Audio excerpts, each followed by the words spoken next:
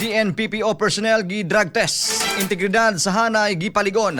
Atong sayron ang kumpleto detalye katropang Bong Algabre.